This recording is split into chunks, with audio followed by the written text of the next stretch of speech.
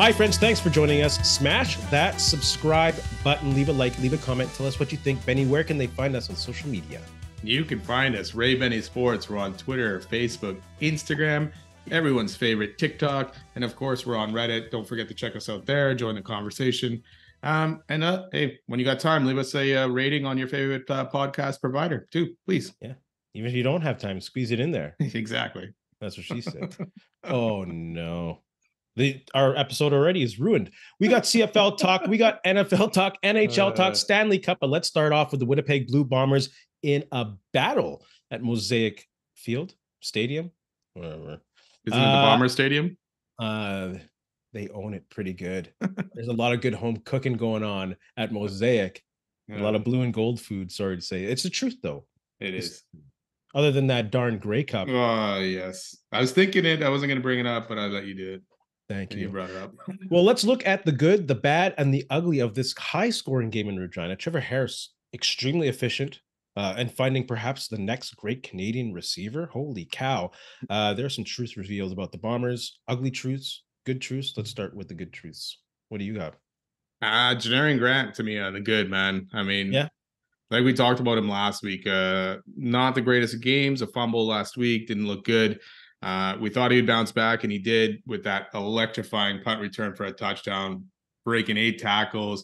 Man, the guy was gassed by the time he got there. But again, to me, that's the turning point of the game. The Bombers were kind of taking over at that point. Momentum was on their side, and that almost put the final nail in the coffin, even though it was still early in the game. It was like the end of Saskatchewan after that. You got what was the yardage on that punt return? Oh, I don't have it handy, no. Whatever the yardage was, if you come up with that number, add 65 to it. Yeah. He went from one sideline literally to the other. That's crazy. Also, Dalton Schoen looked really good. An amazing and gritty performance. Dude took hits. I can see why he's chilling today away from the practice field, and he deserves it. He held on to those balls, took catches in the middle. I don't know why this guy's not an NFL team. Like, he is a possession receiver that runs beautiful routes, has great hands, and tough as nails. Mind-boggling performance. So he was definitely part of the good.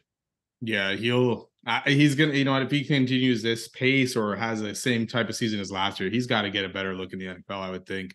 I don't hate him coming back to the Bombers at all ever, but no, you think he'd get a chance, at least an opportunity to show what he can do in a training camp. Yeah, and of course, and considering what his probably dream is and financially what would be best for him, just mind-boggling he's not in the NFL. Yeah. Any more good that you have on your mind?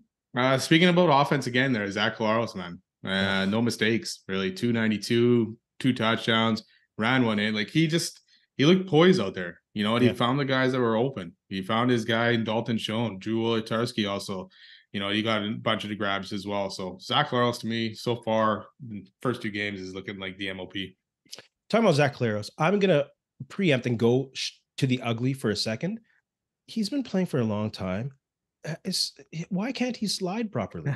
That's one of the ugliest things I've seen. All props to MOP, best quarterback in Winnipeg in a long time, probably since Kahari. But just saying, when he runs with the ball, I'm like, oh, he can't slide. He's going to run himself into the ground or something. Any which way, I'm just being nitpicky. I'm just being fun. And the O-line, I thought they were really good. Collaros, I think 1 sack against a really good D-line that put 5 up against Edmonton. Got over 100 yards rushing collectively. So, I thought the O-line was also good. Which is good because we gave Saskatchewan's D-line the edge over our D-line, right? And we thought they'd do some damage. And again, our O-line in back-to-back weeks with Hamilton and now Saskatchewan have held off those guys at bay. Yeah, and it was their dime back that got the sack. It was Chris Edwards on the blitz. Yeah. None of those amazing D linemen. And they're still very good, but props to the O-line for doing that.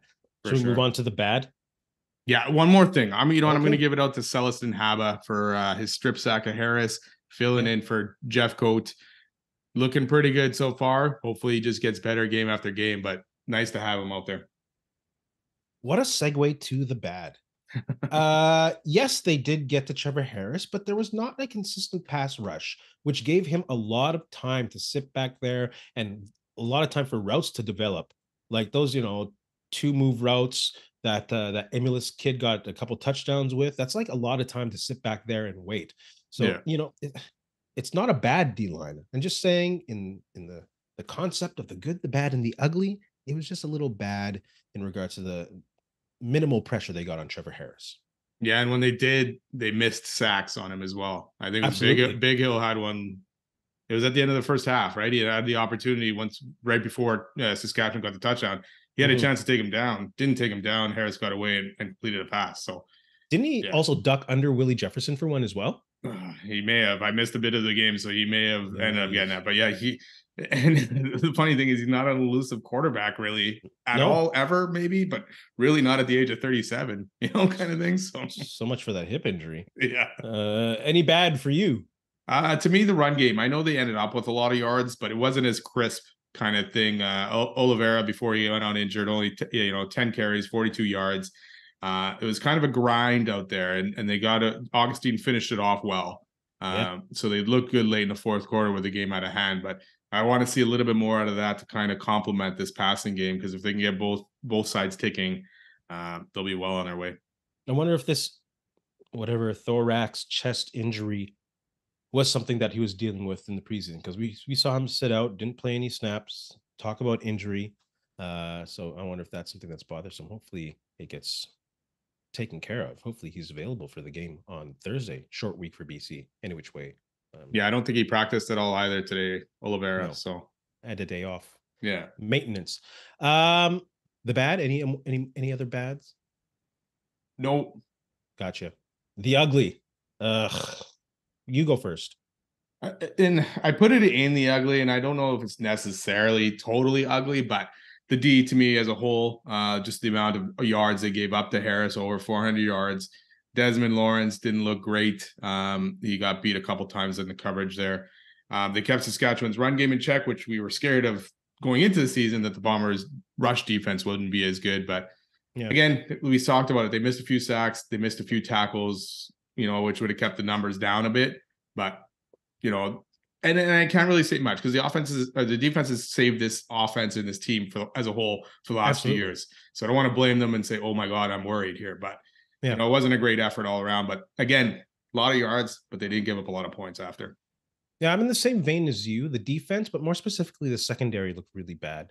And I know Lawrence let a couple of touchdowns go, but then again, it was because Harris was allowed to sit back in the pocket and allow him to do a couple moves in and out. And really, when Lawrence was on the island there, that's tough to cover for that long. And also the other receivers on, like Bain, he went 6 for 125. Tevin Jones, 9 for 121. So it's not all on Lawrence, although he did look bad, but a lot of online criticism on Lawrence right now. But that whole unit, the secondaries, and we heard in the preseason, they're not looking for the best guys. They're looking for the best unit. And this secondary can still be in flux as the season goes on. So I think there will be some changes, or else there'll be some coaching up, and we'll see what Lawrence does next game. Who knows? I wasn't there at practice to watch, and I didn't see the formation. So that was not ugly for me. More the secondary, but also the defense. Yeah, and you still have Winston Rose on the 6th game and Parker on the 6th game as well here, right? That can come in at some point if Lawrence is still struggling, or any one of these guys is struggling at some point. So they have backup options there if they have to take over at some point. So, and it shows that they're really missing Jeffcoat, because when you got that pass rush on both edges, he has a little bit more time. You can't cover for that long on that big field in the CFL. And they started showing the blitz, and then they stopped a little. I think they got to start sending a blitz if Jeffcoat doesn't show up. Sorry, not show up. If he's not available to play. I think they got to send that blitz a little more, especially with a quarterback like Trevor Harris. Get in his face. He'll get 1 or 2 slants here and there, but you have Brandon Alexander. He'll cover the middle, but just show some pressure. I don't know. That was the play that I'm talking about on Big Hill there, where he just missed the sack. They sent like 6 guys on that play, and Big Hill got straight through to him, right? It just ended up being a missed sack, missed tackle kind of thing. But and then after that, they kind of held back and rushed only a 3 or 4 or whatever it was, and he picked them apart, and they ended up getting a touchdown late in the first half. So they got to tighten that up, especially with BC coming to town. No, we'll get into. I mean, yes, we'll get into that. I was like, I'm pretty sure it's BC. I'll check that though. I have tickets, but I'll check. So let's go into week 2 grades for each CFL team on how they did in that pass in week 2. Let's go from west to east, coast to coast. Let's start with the BC Lions. You can go first. I'm going to give him a B+. Good effort. LL Cool J was good. Good to see him rocking. He kept his shirt on though. Fail on the betting. Yeah, it wasn't much of a fight from the Elks. The Elks D played well, so give BC's offense a bit of a test. I may have gone higher. I mean, hovering around a B. Even Vernon Adams, tons of yards, but only finished one touchdown, lots of field goals. So the running game took one. Mazzell, again, 93 yards on the ground. He's looking pretty good in his first 2 games. And BC Lion D, I know it was only Cornelius, but they pitched a shutout. And Adams threw another misguided interception. Which they got a break on, right? Oh, exactly. They had the fumble. Yeah. But goodness gracious, what was the need to throw that ball? I don't know. And we talked about that last week. It was one of the questions going into this week. Yeah. Can he get over that inconsistency and that mistake? And it was there. So far he can't. And the Bombers will make them pay for it. If he wants to throw errant passes like that. So absolutely, I give him an A-. So we're kind of in the same area. Of course, there was absolutely no pushback. Talking about pushback, there was no pushback from the Elks. There's a shutout, first shutout in BC or from BC since 1977, 30-0 against the Argos. In the CFL, you gotta get at least a rouge. Yeah, you should be able to, right? So yeah, I gave BC an A- on that. Those interceptions by Adams, they're momentum killers. Yeah, and they only scored 1 touchdown this game. Again, Edmonton has a good defense. Yeah, I'll give Edmonton that. Yeah, they do have Chris Jones knows what he's doing on defense. And you know what? Let's talk about Chris Jones. To be honest, the LL Cool J is probably the most exciting part of that game. That was a pretty boring game. It was. Sorry to say.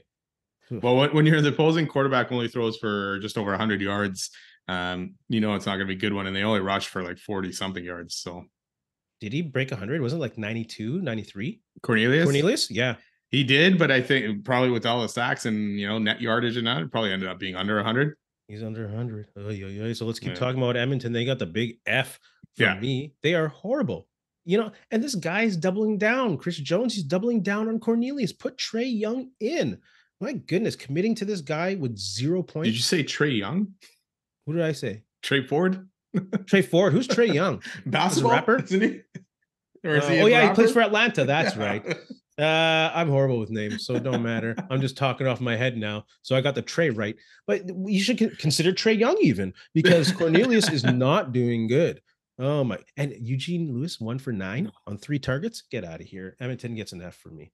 Yeah, I agree. F as well. And I mean, there's not much you can say here besides, like we said, maybe the D played a decent game, holding BC to only 1 touchdown. They gave up a lot of yards, but first shutout loss in 47 years for Edmonton. That's all I got to say. F. And F to those fools online who are saying, oh, you see, they shouldn't have changed their name. Can you shut up? Yeah, can you research correlation against causation, you dummy? Like, other than you being stupid, break it down for me how this losing is attached to the name change. Yeah. Good God. There are some stupid ass people out there. Let's talk about their neighbors to the south, Calgary. What do you give them? What did I give them? I ended up giving them a B. Jake Meyer looked better.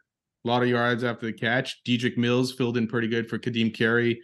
And Beggleton and Malik Henry were a force. They went off on offense there. And the D just shut down that poor Ottawa offense. So B for Calgary this week. I also gave a B to Calgary. A small step forward from last week, but this is more a reflection of how bad Ottawa is and how they can't hold on to the ball. We'll talk about Ottawa in a sec. Let's go to Saskatchewan. Oh, did you have anything else to say about Calgary? No, go ahead. Let's talk about, I like their helmets Calgary, though, and their face masks. I like that combination. It's pretty nice. Saskatchewan Roughriders, I'll give them a B+. I know they lost, but I'm impressed. They went toe-to-toe, punch for punch with a very good Bomber offense until the third quarter. Trevor Harris put over 400 yards up. He loves to play the Bombers, that guy. Yeah. And he gets big plays and chunk yards. So I'll give them a B+. And they found a great new Canadian receiver. They didn't find him, but he got highlighted. It was awesome. I'll give them a B. I did like their effort. I was shocked that their offense was able to move up and down on our D like that. But I didn't like their D. They hung in there for a bit, but then once the Bombers said enough is enough, they ended up taking over that game, and there was no resistance there from the Saskatchewan D. Especially late in that second half, middle of third quarter, second half. And then the special teams, they got burnt. on Absolutely. that big play. So another factor of their team there that didn't end up playing well. I just want to point something out, two different aspects of this game, that the Bombers were 3rd and 2 on Saskatchewan's 10, down 21-17, and they went for it. Yeah. Pass interference, they plunged it in, got the 1-yard touchdown, right? And that kind of stopped Saskatchewan's momentum because they scored late in the first half and early in the second half. Yeah. Later on, Saskatchewan has kind of the same thing, a little bit farther. It's 3rd and 10 at the 11. But instead of going for it, you're down 2 scores. And this is what drives me crazy about Dickinson. And it's got to drive Saskatchewan fans nuts. And he did this all last year. They kicked a field goal to go down 11. Dude, what difference does that make? Exactly. Kill the momentum of the Bombers have, get a touchdown or attempt a touchdown and see what happens. Right? Yeah, so that to me, again, would affect their grade and Dickinson's coaching. It just drives me crazy. I like it as a Bomber fan, but I mean, come on, man. You gotta go for it at some point. Hey, you know what I'm gonna try to do to change momentum? I'm gonna try to make a 2-score game into a 2-score game. Exactly. Come on, guys. And you still need a 2-pointer to get that 2-score game. Yeah, out-coached. Oh my goodness, again. When it's so frustrating. And we're not even Saskatchewan fans. We're feeling for you. They're frustrating me, and I'm not. Exactly. Oh, Dickinson, Craig. Winnipeg, center of Canada. I'll give them you go first. Sorry, I went first last time. You go first. I'm gonna be a little bit harsher on them this week. I'm gonna give them a B+. Again, special teams, Sean, the offense was good, but the D to me kind of suffered in this game and weren't as crisp. So I'll leave them at a B+ this week. I'll give them an A. Offense looked unstoppable, like Caleros and MOP form. I'm worried that Oliveira's hurt though. Yeah, that's the question. That's a big question right now, right? Didn't look good on the sideline there, but yeah, I'll still give them an A for that one. And that's actually probably more respect for Saskatchewan than it is for actually props to Winnipeg, because Saskatchewan played a damn good game. Yeah. Toronto, I'll give them a B+. Solid performance by Chad Kelly to start the game. Fizzled out a bit.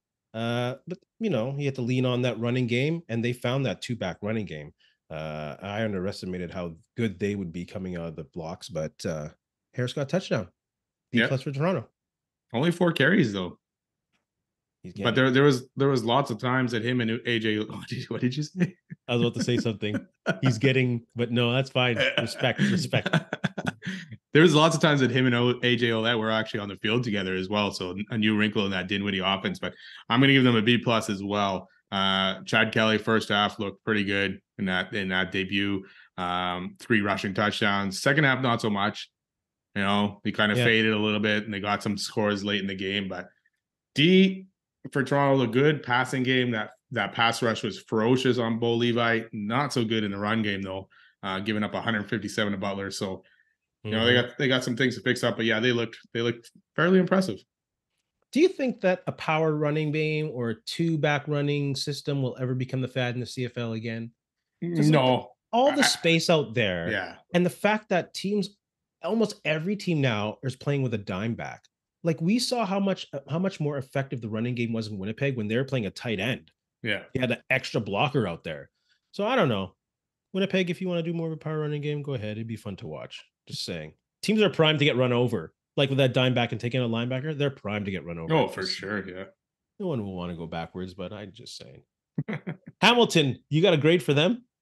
I'm going to give them an F, man. I tried to maybe give them something else, but their offense looked terrible again.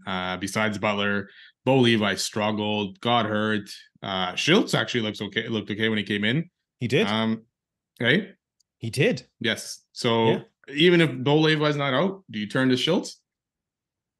Yeah, you might as well at this point, right? But and then D, I mean, struggled in the first half, got better in the second, but still, all those big pieces are not gelling together yet. Yeah, that D-line's disappointing. I was thinking about giving them an F, but I can't give them an F because I gave an F to the team that got shut out. And I don't think they were that bad. Because, that Schlitz, the guy, Schultz, he did good. And that Turnowitz got a nice touchdown. I can't pronounce names for nothing tonight. But where is that D-line? That should be an amazing D-line. And And there is some chemistry issues still with Bo Levi earlier on because they did move the ball a bit. They got into scoring territory. 2 interceptions, I think, in the end zone, both of them. Yeah. Like, Yeah. he's almost there, but then, he got hurt. So I don't know. Duke Williams looked okay. Did you see Tim White get pissed off? Oh, for other whole team's getting pissed off at each other. Yeah, the guy missed the block. I don't think the guy had the opportunity to block anyways. It was just great play by the DB there. Yeah. And he lit Tim White up pretty good, but yeah, not good when he's slapping guys and his own teammates and pushing them in the head. No, there's going to be issues. Orlando Steinauer. Yeah. Ottawa, I'm going to give them a D as well. They need to get that QB in there because it's not Arbuckle. I'd say let that other kid play already. That Tyree Adams. He looked pretty decent at the end too. If you don't want to start him, which I might not do, put a package, get something ready for him. So you put him in, throw some wrinkles because other than that, their defense is awesome. I mean, they weren't great this week against Jake Mayer and Dedrick Mills. So they were good as long as they could be. Yeah, they were on the field for a lot. That offensive, and they kept the game. They kept them in it. Yeah. Like they didn't get blown out that bad. They kept them in it score-wise. And that kick return kept the Ottawa in it. That was the only touchdown they can get. Again, two games, no offensive touchdowns. Yeah, and didn't Calgary get a weird one where they went for short yardage? It popped out, and then the guy ran it around. No, did they? For a touchdown. So that's not really. That's a fluke defense. Their defense is really good.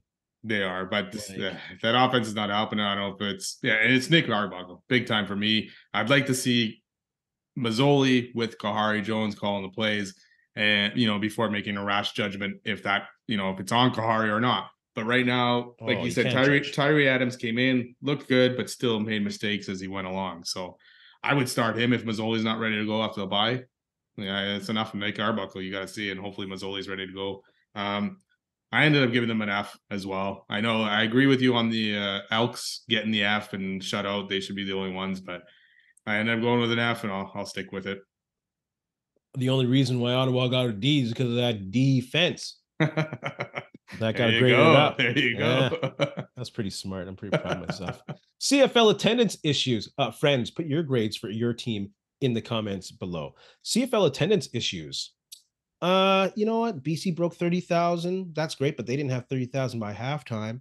Ottawa at 18,000. Not bad. Saskatchewan didn't hit 30,000. Toronto didn't hit 16,000. Are there issues in attendance? You know what? We see this a lot with other leagues. The NHL has struggled in Winnipeg too lately. There's a lot going on still right now with, people got to choose what they can do and what they can't do with rates and stuff like that. So it's week 2. I'm not going to give it too much of an issue at this point, or hopefully it gets better. But like you say, BC was 33, but a lot of it is for LL Cool J kind of thing, and then they disperse. So the game wasn't good either. Hey, it wasn't a good game either. No, and that's the thing. And then some of these teams, like even the Elks, right? How many people are going to show up there in their next home game where they haven't won in a long time? So yeah, maybe I said there was no issue, but maybe there is actually an issue when I start thinking deeper about this. So yeah, you wish there was more in Toronto, right? Than there would have been for a Grey Cup champ and home opener and stuff like that. Winnipeg, there should be a huge crowd in Winnipeg this Thursday for that tilt against BC. So there will be. Hopefully these other places, Calgary's their next game, we'll see, because they were pretty low at their home opener as well. And we were going to talk about this, or it was on the agenda, and sometimes we can talk about things, sometimes we don't have time. We're going to talk about this just for a brief moment before we move on to some Winnipeg Jets talk. But we talk about quarterback play, and there's a great point made online about CFL attendance declining about the same time as primetime quarterbacks in the CFL declining. Because you look at Toronto, they're averaging 30,000 fans between 2005 and 2008. They didn't win a Grey Cup at all, but they had Damon Allen. They had a Kerry Joseph who won a Grey Cup for a couple years. But since then, who are the quarterbacks? Who are the quarterback draws in this league? Claros right now, maybe that's probably it. Maybe Chad. You think Chad Kelly would be up there, especially if that decent performance yesterday. Yeah. But other than that, I mean, Trevor Harris looked good last week, but he's not going to draw guys in. Vernon Adams, if he can continue maybe getting better, he might draw some people in. Yeah. But other than that, Cornelius, no. Jake Meyer, no. Like Toronto, they fell in love with Damon Allen because he had the MOP season, and then he had the passing record coming up, the pursuit of that. So that drew fans in. So Toronto, 15,000 is unacceptable.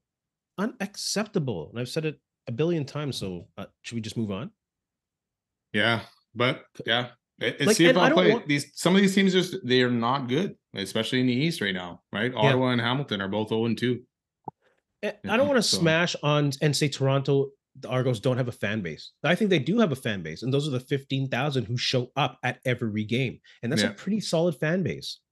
yeah, the crowd looked totally into it. I know there was a bunch of Hamilton fans yesterday, but the crowd looked into it and looked like a good Yeah, crowd. And to me, at times before I even kind of saw more of the empty seats, it looked like I was like, wow, this is one of the biggest crowds we've had. Then you kind of see the rest of the stadium, and you're like, well, okay, maybe not so good, but the upper deck was empty. yeah, yeah, and some end zones, and so even in Saskatchewan, you're watching those games, and it's hard for me to see empty seats in Saskatchewan. I always think it's full, right? And there was empty Yeah, seats around the corners of the end zones and stuff like that. So but for like Maple Leaf Sports, the money they have to put into now catch up to invest to get a new fan base or new fans, is that worth the profit margin of a CFL team, business wise, not passion wise?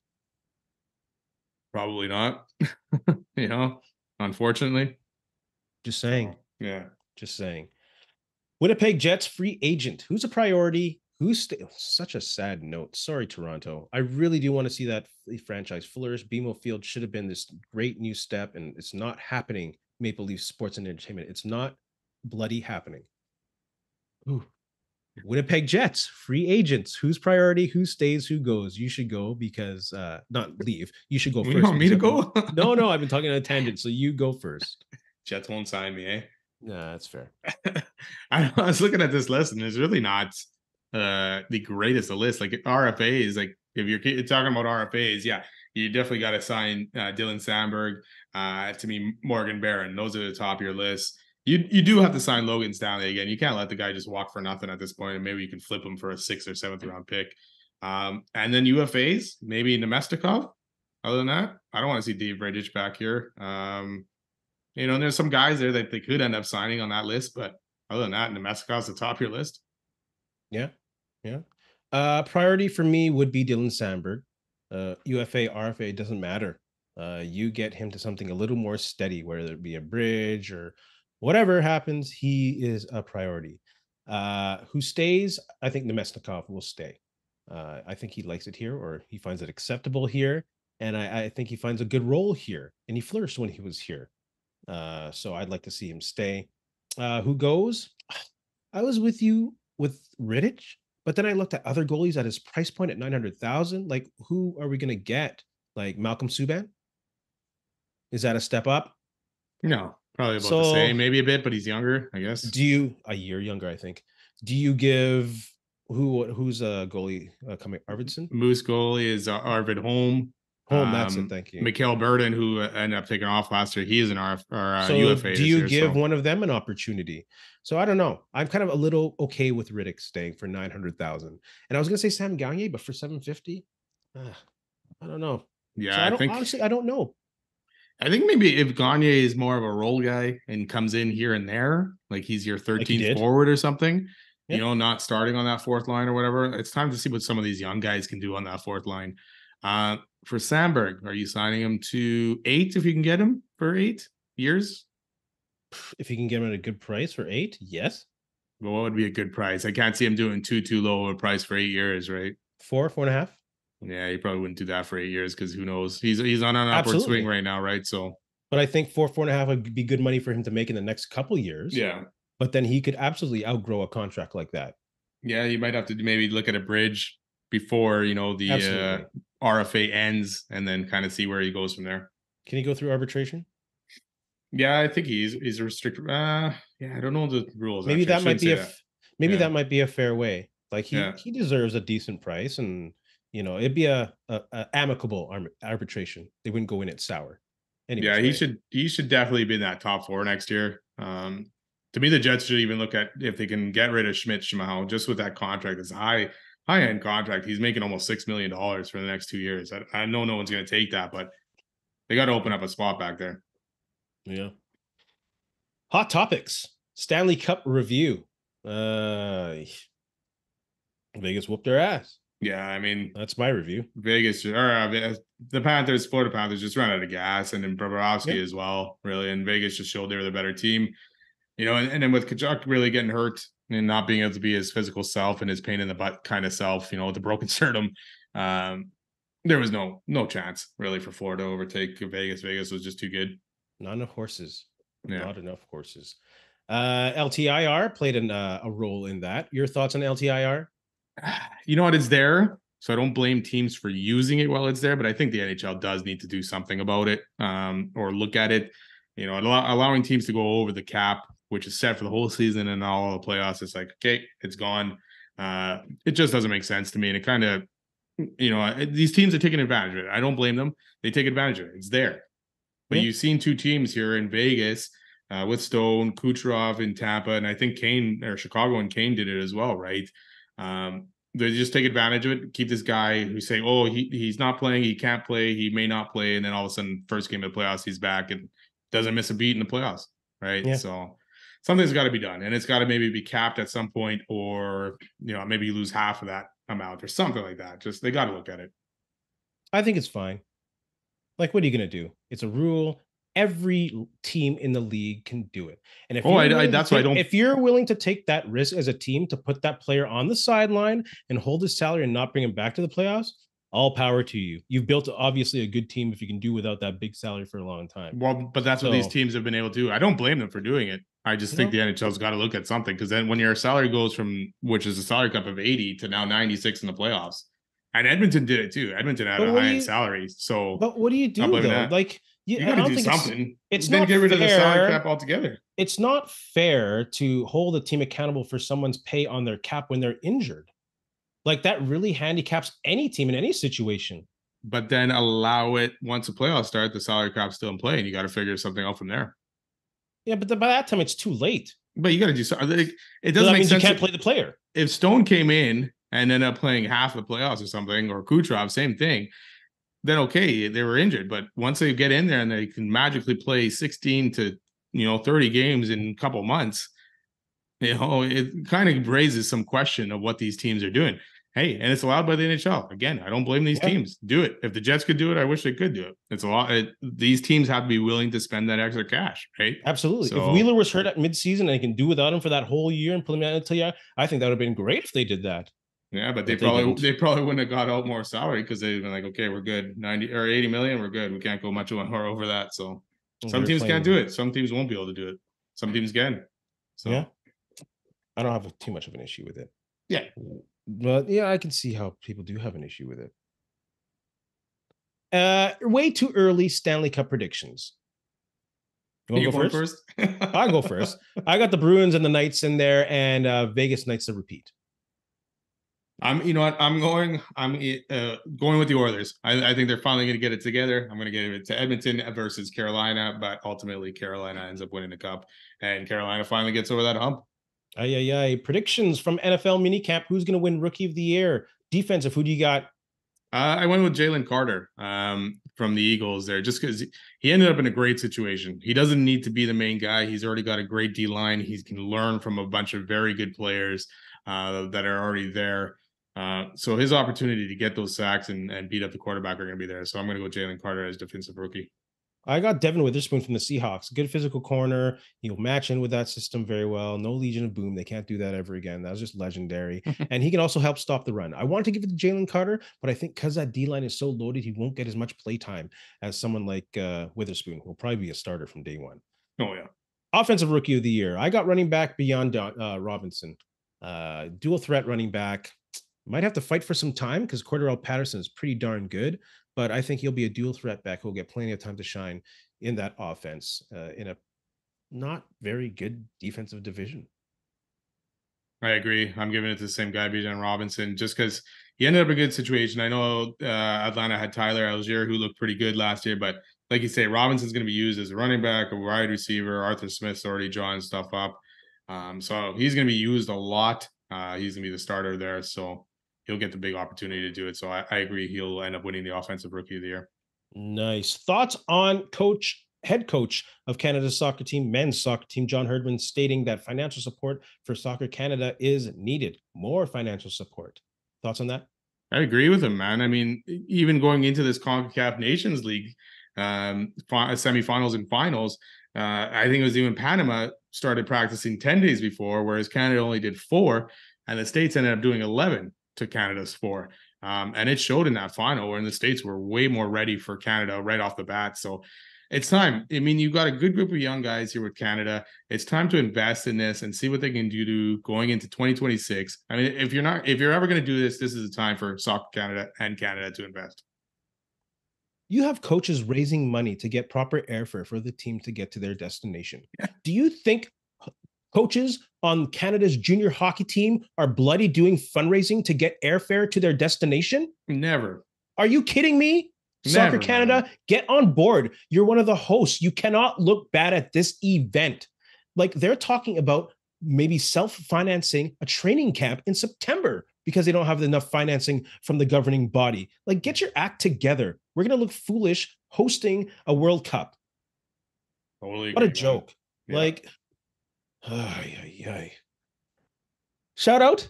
You know what? I didn't have a brickhead for this week, but I'm going to give it to Canada Soccer just for this, because they totally deserve it. Not providing proper funding or anything to help this team into 2026. It's time for this team to take the next step, and it needs proper funding for it. So they're my brickhead. And this is not about competing. This is about trying to win the World Cup. They got a free friggin' pass to the World Cup. Yeah. You're not qualifying. You're in. Yeah. This is me. And it's time to win a game. You need to finally win that first game. Yes. In World Cup play, man. It's time. You got your first goal. Now get your first. Enough of this. We're happy to be here mentality. Yeah. F that, man. Soccer Canada, get your act together. We're happy to be here. We're happy to host it and win it. That should be what's going on. Yeah, you want kids to continue on and play in this program. If they see this, once a kid reaches a certain age, he's going to be like, hey, can I play from maybe my parents' home country, or can I play for Canada? They're going to go to the other way. Foolish. Let's go to talk about good people. Shout outs. I got a shout out to the folks who organized and participated in the Manitoba Marathon, Father's Day tradition. Beautiful day yesterday. We hope everyone had a safe and fun time. So shout out to all the Manitoba Marathoners. Yeah, I'm going to give a shout out to the 4 Manitobans who are part of the Vegas Golden Knights Stanley Cup Championship. Keegan Colasar, Brett Howden, Zach Whitecloud, and Mark Stone. Congrats to them. Shout out to them. Shout out to Keegan Colasar, son of KD Williams, number 44 for the Winnipeg Blue Bombers. Benny, you have anything to say to our friends? You know what? Thanks a lot for listening. Don't forget to subscribe and follow, and have a good one. And to steal the words of Ed Whalen, in the meantime and between time, that's it. Another edition of Ray and Benny Talk Sports. Didn't finish this one. Hey, friends and neighbors, don't forget to check us out online on Facebook, TikTok, Instagram, and Twitter at Ray Benny Sports. And don't forget to check out our YouTube channel. Leave a like, leave a comment, tell us what you think.